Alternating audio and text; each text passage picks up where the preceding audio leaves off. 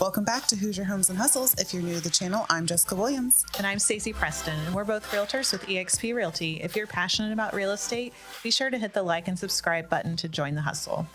Today, we're diving into a topic that can be a real game changer for sellers. That's when they're looking to sell their current home and also buy another home. And we're excited to welcome Justin Montour with Elements Financial, who's here to help educate sellers on a couple of financing options. Justin, why don't you tell us a little bit about yourself? Sure. Hey, thanks for having me. Again, my name's Justin, and I've been with Elements Financial for almost 13 years. Been in the mortgage lending department since 2017, so going on 8 years with that. And New Hampshire native, so born and raised in Southern New Hampshire. So I'll get out of the way first thing. Go Patriots! Yeah, I know. I'll just leave now. We can have a short interview. So, married to my wife Lacey for 15 years. We have 3 boys: Teddy, Jack, and Shep, and 6, 4, and 2. So busy house. Yeah, a lot of kids, a lot of toys, a lot of noise. I sometimes think they just move around the house like a big cartoon bubble with like hands and legs sticking out of it, like a cartoon style. Just a lot of violence in the home. So on their behalf, not from the parents. Thanks for clarifying. We call it CPS. Awesome. Well, thanks for joining us today, Justin. We're really glad that you're here.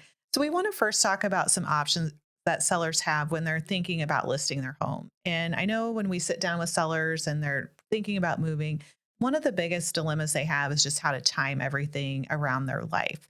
So there's no one size fits all answer. And today we're going to break down some pros, cons, and strategies that may help you if you're looking at making a move and hopefully the best decision for your personal situation. All right. So, Stacy, let us know, what is option 1 for sellers? So the first option is probably the most obvious, and that is we're going to sell first and then buy a home. The pro with that strategy, there's a couple, is that you know exactly what you're walking away with. You know what your house is going to sell for. You've got the money. You also avoid the risk of carrying 2 mortgages. If timing is perfect, we can sometimes time it where you don't have a mortgage payment for 60 days and you can roll into the next one, but there's a risk with that. Everything has to be timed perfectly. So you avoid that risk of 2 mortgage payments. Now the cons is what everyone is stressed about, is living in your home while you're trying to sell it. Let's be real. I mean, Justin's got 3 young kids. I've got kids and dogs. People have elderly parents that may be sick, whatever. Life is hard. And sometimes you don't want to have a bunch of people coming through your house, and you may not even be able to, stage it appropriately or make it available when needed due to some of those life things. Right. I mean, yeah. The other con is that you may have to move twice. If your house sells quickly, you may not find what it is that you're looking for in the time that you have to be out of the house. So that might mean signing a lease, or, moving in with parents or whatever, storage. It's very inconvenient. No one wants to have to do that 2 times. So those are the cons. With this option, there's also home sale contingencies that we can use, which I feel like that's a whole different episode. We're not going to get too into that today, but you can always make an offer on a home, make it contingent on the sale of your current home, and hope that it all works out. The problem with that is your offer just isn't as strong as it would be if the house was either pending or sold. So that's option 1. And what about option 2 for folks? Option 2, I think, is a little less considered. I think a lot of people assume they can't do this, which is why Justin's here. We're going to talk through that, but it's buying first and then selling. So the pros is you can move out, you can go in and clean your carpets and paint and get rid of your clutter.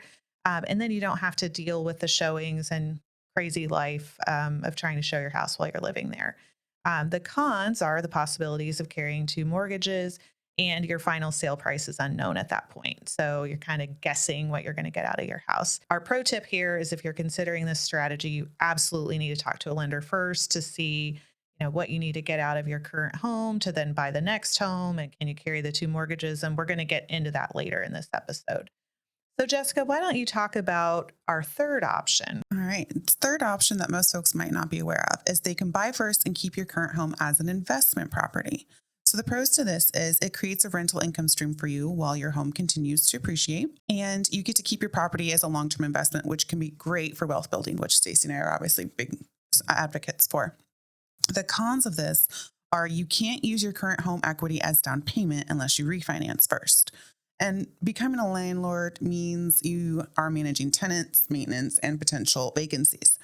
So our tip here is to run the numbers on the rental demand in your area. If rent can cover your mortgage and expenses, this could be a smart wealth building move. And I would say on that, talking with a realtor that knows the rental market and also talking to a lender again to see if you can carry those mortgages is really important with option 3. Because they'll have certain requirements for that. We feel that option 2, buy first and sell, is the option that causes the most confusion and where sellers have a lot of questions, which is why we have Justin here. Let's kick things off with a common question.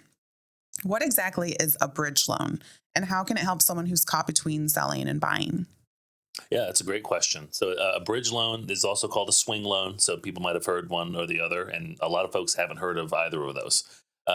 Think of this like a temporary home equity loan that gives you access to the equity in your current home to leverage that to buy your next home. So the benefit of it is it makes your next home loan look like it would look like if you had sold your home first, but you haven't. You still own it, and then you have this secondary home equity loan. It is recorded to the deed like a home equity loan, so it's like a second mortgage, and it does it's a monthly payment. Most of them are interest only payments, so they're pretty affordable, but they do have to factor that into the overall debt ratios. When a lender's looking at your debt ratios, we're taking your income, we're dividing all your monthly liabilities into that.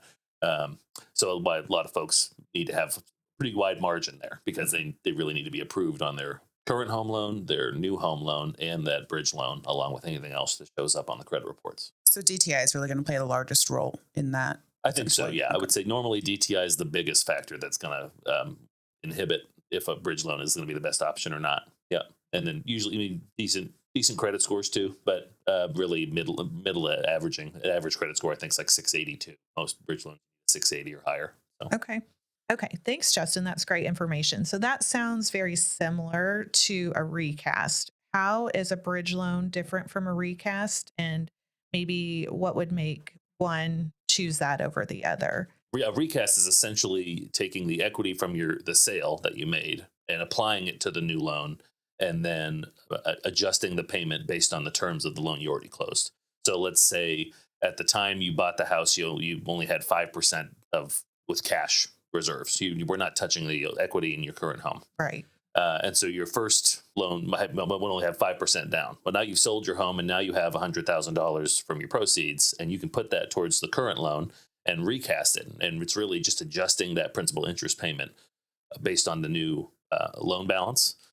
So I'd say there is benefit there if someone, for instance, has the room in the debt ratios for a old loan and a new loan, but not that bridge loan. Right. So I would say the only other option there would be where the bridge loan is going to be a more beneficial thing for someone who doesn't want to mess with a recast, who wants that new loan to look the way they want it to look, who maybe doesn't want to deal with starting with mortgage insurance and having to try and get the mortgage insurance off later on, skip a few homework steps and get the bridge loan. Okay. All right. So beyond bridge loans and recasts, are there any other strategies homeowners should consider if they need to sell before buying? Well, I think one thing you could consider if you already have a home equity line of credit, that's essentially going to do the same thing that a bridge loan would be doing. So that's something your lender is going to be aware of. If they're already looking through your credit report, it's going to show up whether you have a balance on that HELOC or not. But you can certainly leverage that in the same way, and then that's saving you from originating a new loan. Normally, bridge loans have at least a little bit of loan fees, title fees. And then there are also fixed rate home equity loans that you can look into if that's something that you're needing some cash up front, particularly if you're needing to spruce up the current home, if you're looking to move and then make a few improvements on the current home before you have to list it, if you have some bigger projects that you need to access equity for. And I know Elements has a 10-year and a 15-year fixed rate option. So those look a little bit more like car loans. They have principal and interest payments that you're set to a monthly schedule, where the home equity lines, those are usually interest only based on the balance, kind of the payments, the interest rate's kind of a moving target. Okay. Yeah. And I think just to break it down, so the home equity line of credit is great if you are sitting on a lot of equity.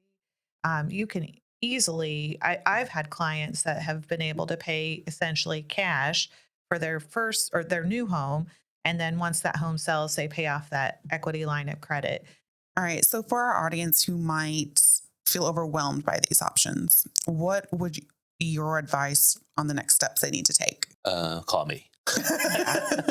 Simple. In the words of Blondie. Yeah. That's what I would say too. I feel like a lot of times clients just don't even know the options, and we don't, because we can't look at their credit and debt to income. So there are a lot of options. And I think I've had a fair number of clients that have been able to do this with no issue in the last few years, where they were able to buy, then sell, and either doing the HELOC or the recast.